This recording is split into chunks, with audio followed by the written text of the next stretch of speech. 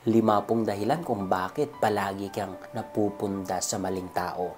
Kung hindi man narcissist, manloloko. Kung hindi man manloloko, manggagamit. Kung hindi magagamit, hindi naman seryoso sa'yo. Kumbaga, taking for granted ka lang. Or kung wala man doon, sadyang hindi talaga mag-work out yung relationship nyo. Mabait naman siya kahit anong gawin nyo, talagang hindi mag-work out. Palaging nag-aaway kayo. So, sa video na ito, i-share ko sa inyo ang 5 na dahilan kung bakit. At the same time, magbibigay ako ng 3 na tips para masolusyonan na ang problema mo na yan. So, kung gusto mong malaman, let's go.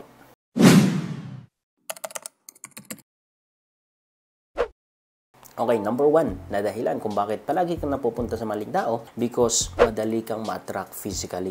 Kapag nakakita ka ng gwapo, ng maganda, ng medyo may kaya sa buhay, mayaman, ganon, or yung style niya ganon is that, masasabi natin na meron siyang, fashion, meron siyang taste, na-attract ka na agad. Na hindi mo nakikilala kung ano yung intention niya, kung ano yung laman ng puso niya, kung sino siya. So, tendency nito is that kapag nagparamdam sa'yo, naligaw sa'yo, papatulan mo agad. Pala, physically ka lang na-attract, pero emotionally, wala kayong connection.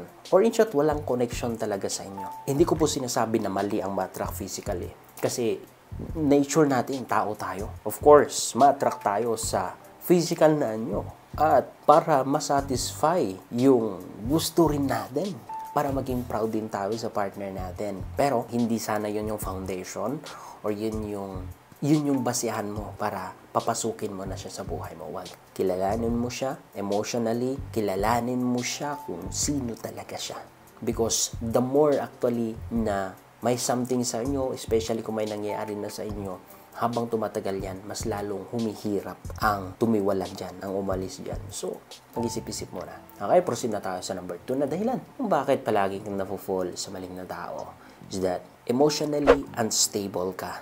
In short, maski ikaw, hindi mo maintindihan yung ano yung nararamdaman mo, ano yung feeling mo right now, or maybe due to some pain in the past, or maybe sa childhood, hindi maganda ang paglaki mo, ang childhood experience mo. That is why emotionally unstable ka. It means walang peace sa'yo. You're seeking validation at attention sa ibang tao. So, ang tendency nito kapag may magparamdam lang sa'yo ng konting attention, pagmamahal, at sabi mo na siya na talaga, so papasukin mo, not knowing kung sino talaga siya, not knowing kung ano talaga ang tunay niyang intention, kung bakit siya lumalapit at nagpaparamdam sa'yo, kung bakit siya makipagrelasyon sa'yo. Because you're emotionally unstable. You're emotionally broken. Or ganito pa, when you are emotionally unstable or broken or you have pain in the past, traumas in the past, palaging may trust issues sa'yo. And ang trust issues na to, kapag hindi mo alam ni handle, magiging toxic ka sa partner mo kasi palagi ka magdududa, palagi mo siyang aawayan kasi takot ka lang talaga na mawala siya. So, magiging clingy ka dyan. And sometimes, kahit wala naman siyang ginagawa, hindi dahil sa may problema sa kanya at hindi dahil sa mali siya, kundi dahil sa hindi ka lang stable inside. You have no peace, you have no rest, you are in pain, you are broken, you have fear to lose someone you love. And it doesn't lie. Whatever that is inside you will manifest outside, the way you approach your partner. So, i-check mo muna ang sarili mo, kapatid. Kasi baka hindi naman talaga siya mali, kundi mayroon lang dapat ma-check sa attitude mo, sa character, sa behavior mo.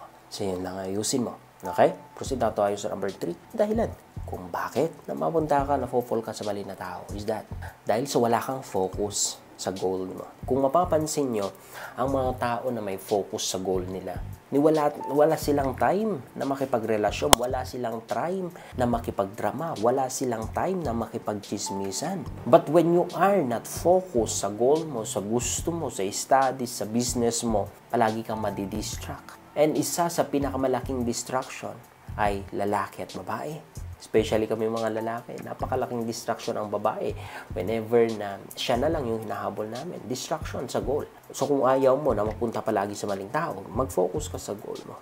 Mag-focus ka sa mga bagay na alam mo magiging successful ka someday. You have that confidence na mag-workout ito. And when you are on top, habulin ka ng mga tao. Habulin ka ng mga tao na may value. Mga tao na may seryoso. Because hindi lang physical na appearance ang nakikita nila sa'yo, kundi something that you are confident, you are strong, even mentally and emotionally. Because you can never be on top if you don't master your emotion and your mind. So, mag-focus. Mag-focus ka lang sa goal mo. And you will see. Huwag kang mag-alala, hindi ka tatandang dalaga or binata. Number 4, ito ang pinakamatindi at bihira ang nakakalam nito. Bihira ang aware nito because of evil eye. Ano ba tong evil eye? May mga tao na naiinggit sa'yo. Selos. Kahit wala ka namang ginagawa. Meron tayong sinasabi na evil eye. Kung kaya nga yung mga manggagamot ganon, saan sila humuhugot ng kapangyarihan nila?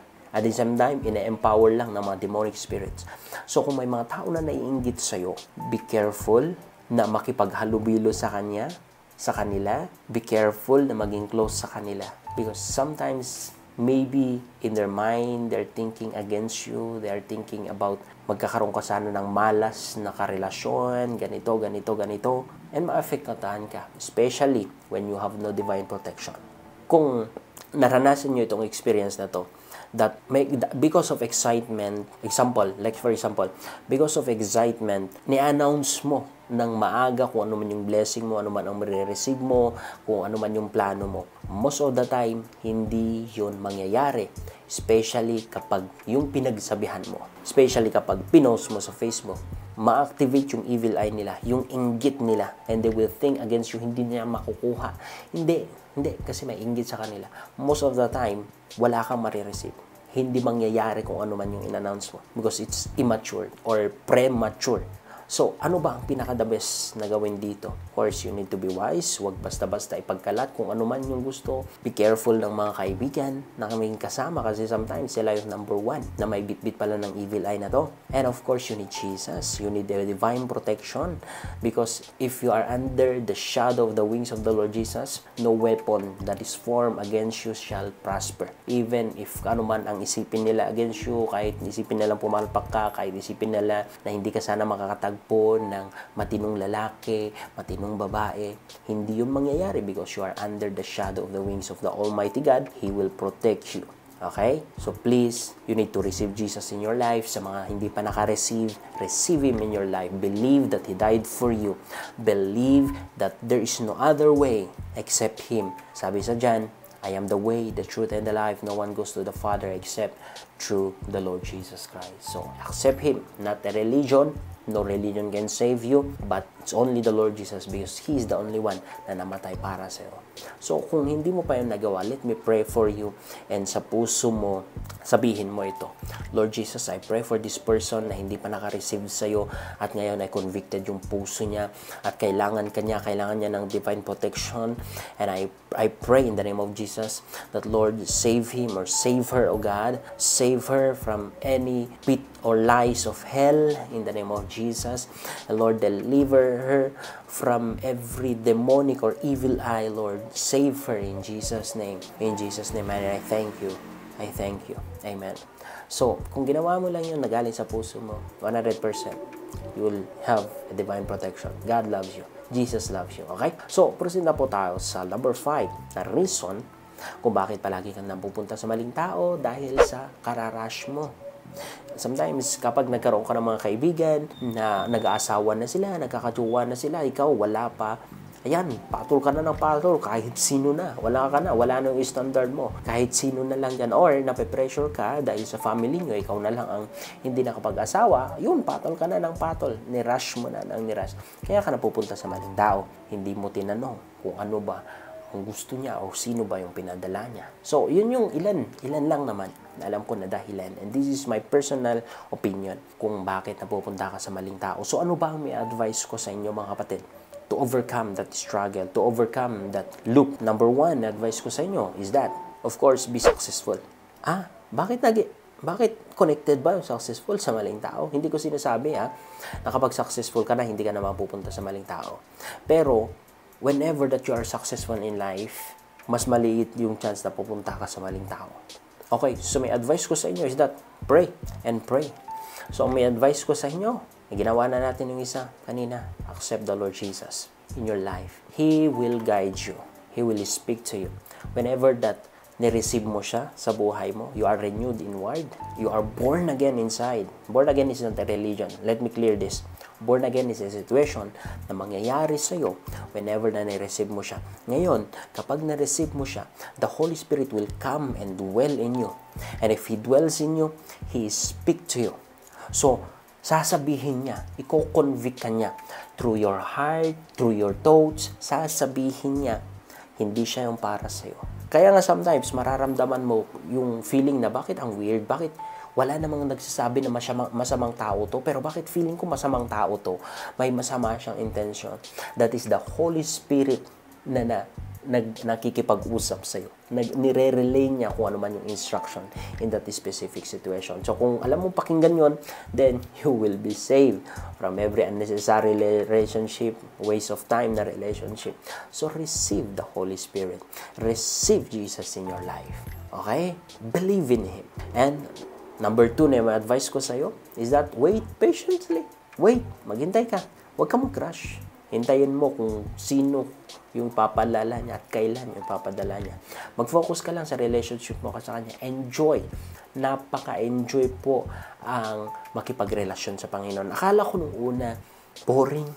Pero sa totoo lang, is only in His presence na mararamdaman ko at nararamdaman ko palagi ang peace, joy, and love and acceptance.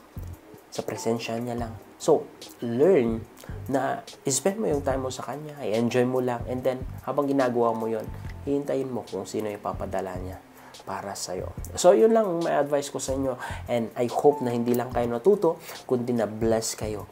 And I pray and I know that some of you are getting saved right now, while watching this video.